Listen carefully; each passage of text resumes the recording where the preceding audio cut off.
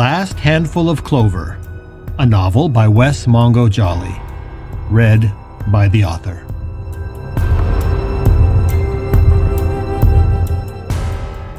Book 2, Gifts Both Light and Dark.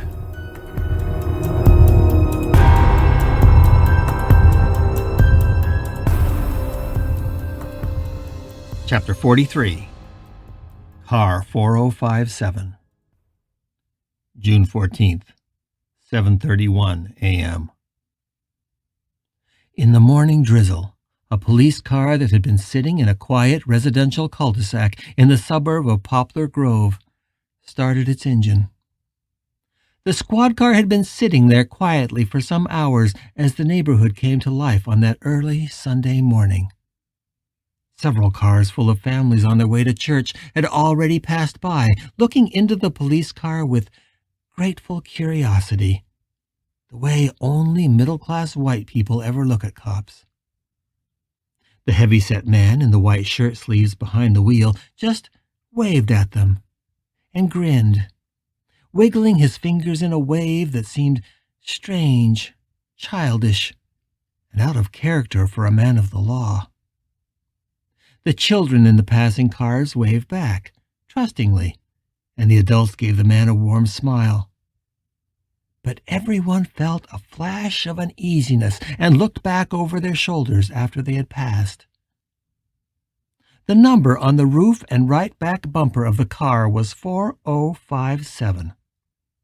Later, when one of those young mothers saw the squad car on the news, smashed and covered with blood, she would remember that number as being the car that had been parked on their street, and she would shiver.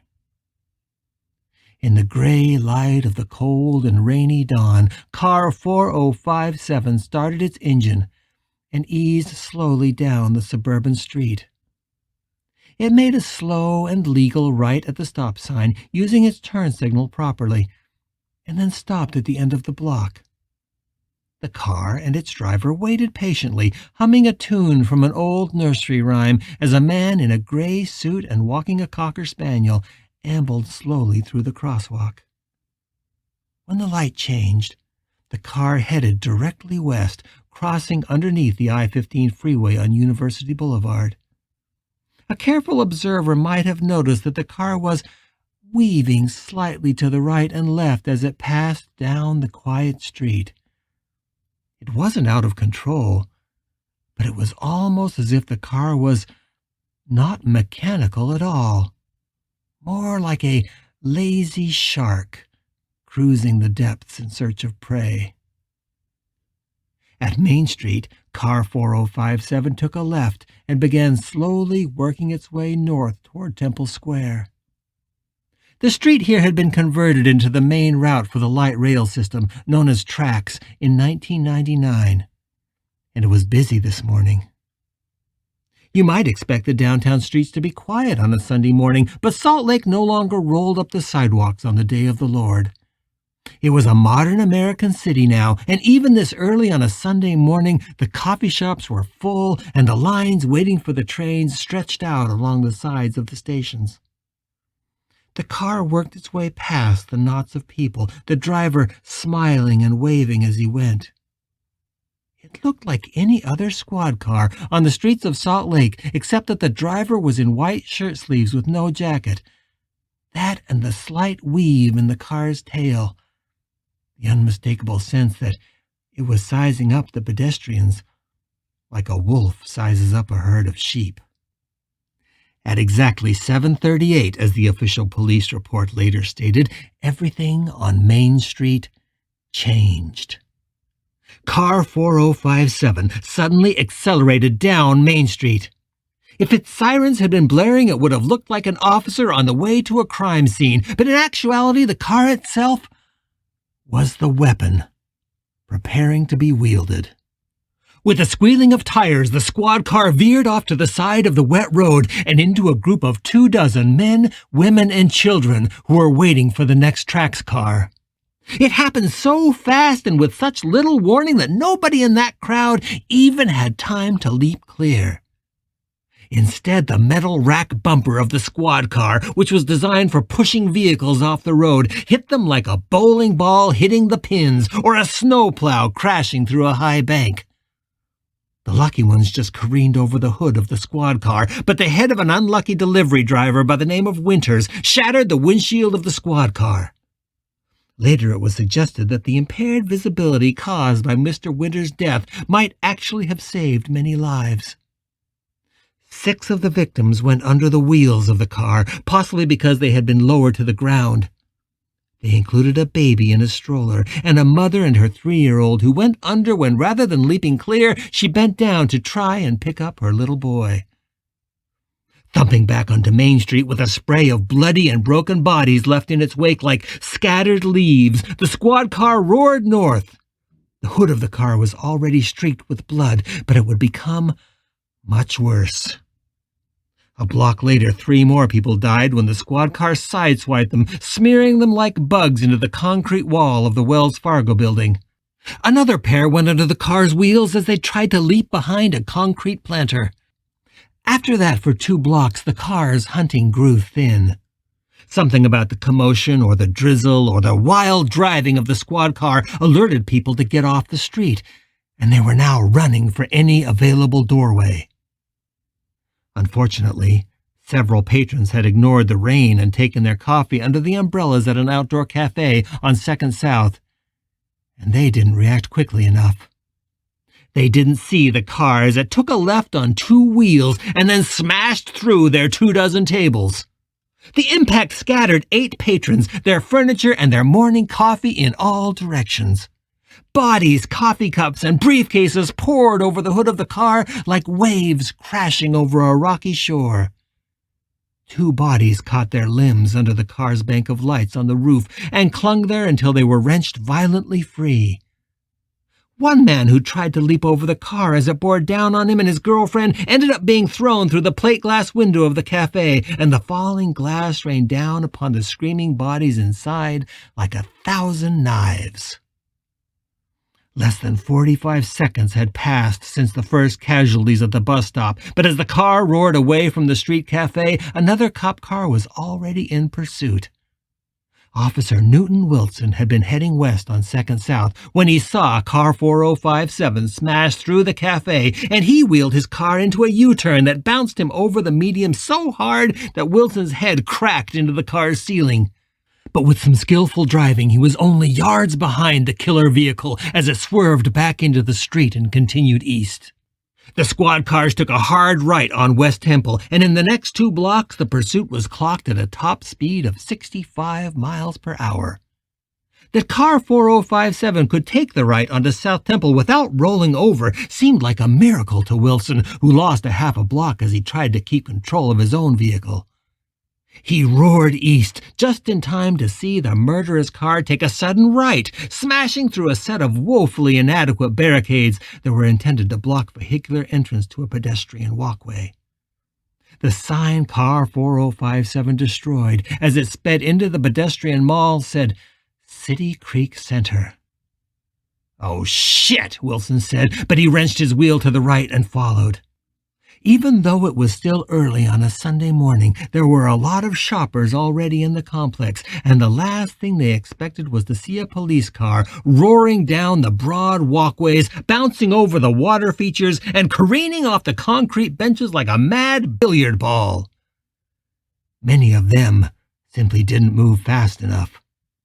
Another half-dozen went down under the wheels or over the hood in the next 15 seconds as the squad car made it to the fountain at the center of the complex and found it could go no further. Before Officer Wilson realized what was happening, car 4057 was coming back at him as if intent on a head-on collision. He wheeled his car sideways, crossed his arms over his face, and turned away from the window, bracing for the impact. Instead, car 4057 squealed to a stop just a dozen yards away, and with no fanfare at all, the bloody vehicle's engine shut down. Wilson tumbled out of his car, his gun drawn, and only then did he realize that 2 other squad cars had fallen in behind him, skillfully blocking any possible exit from the mall. In seconds, 3 other officers were also out of their vehicles, guns drawn and pulling a bead on the now silent and smoking car. The effect was eerie as the mall fell into silence. Only the sound of glass raining down from the broken storefronts and one injured man moaning in agony broke the silence. At that moment, Wilson saw the hood of car 4057. It was a mass of blood and coffee and bits of clothing caught in the bumper, and even in the spiderweb patterns of the broken windshield. What looked like a ragged piece of flesh, or possibly a hand, was lodged under the shattered lights on top of the car. The man who got out of car 4057 seemed so nondescript that for a moment Wilson wondered if he was the right man, or if maybe he was a hostage to some other maniac in the car. He knew from the reports on the radio that the man was named Delgado, and that he had helped Howard Gunderson escape from his cell overnight. But as far as he could see, there was no one else in the vehicle. And the man in the white shirt was laughing, as if he had just gotten off a roller coaster rather than being on a murderous rampage. When Wilson saw the man's empty utility belt, where his taser, cuffs, and nightstick would have hung, he knew he was looking at Delgado. Standing at his open door and leaning over the roof of his car, Wilson pointed his service revolver at the man. "Officer Delgado, get on the ground! Get on the ground now!" But the man didn't respond.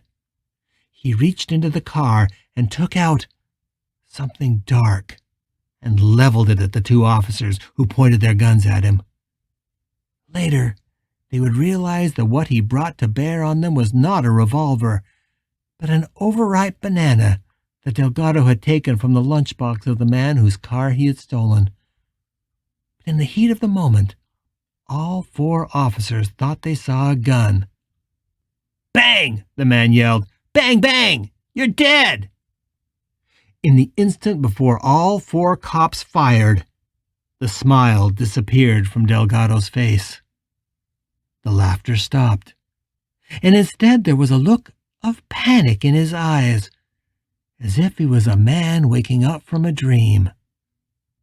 He looked at the banana in his hand, and he only had time to say, "No, wait," before the first slug hit him under the right kneecap. Before he could collapse, 2 more slammed into him, shattering his chest and shoulder. Wilson's shot caught Delgado just under his right cheekbone. The impact of so many slugs hitting simultaneously threw the man against the side of the car, and as he fell, he left a bloody arc down the rear driver's side door. Delgado lay on the ground, trying to form words, but the blood was already pouring out of his mouth. His eyes looked up into the glass atrium with confusion. The windows above them were sprinkled with rainwater, which caught the light from the shops below. In his delirium, the dying man may have thought that they looked like stars, suspended in the roof of heaven. "The suspect is down!" a voice called out at the end of the walkway. "Repeat, the suspect is down!" And then, as if from nowhere, more than 6 police officers were swarming over the scene. Wilson was the first to reach the fallen cop, and as the man's life-blood flowed onto the paving stones of the courtyard, he kneeled by his side.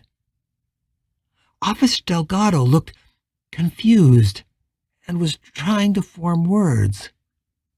The other officers were converging on the car, throwing open doors and pointing their guns at the empty interior. "No sign of the other suspect," he heard one of them say into his shoulder microphone. "Repeat, Gunderson is not in the vehicle." "Gunderson?" Delgado sputtered through the blood in his mouth. Wilson leaned forward, and he was the only one to hear the dying man's last words. "He's the one in holding cell 6. Nice kid, I thought, but God, such a nasty little fuck. And then he was dead. None of the cops could see them, but a little girl and a blood-soaked soldier who had been in the back seat during the entire journey were walking away from the scene. The little girl was laughing, and she skipped along the sidewalk, avoiding the rushing officers. The soldier in the bloody Air Force uniform followed along behind her, his face slack, his eyes empty, and a shining Bowie knife with a silver tree filigree on the handle still gripped in his trembling fist.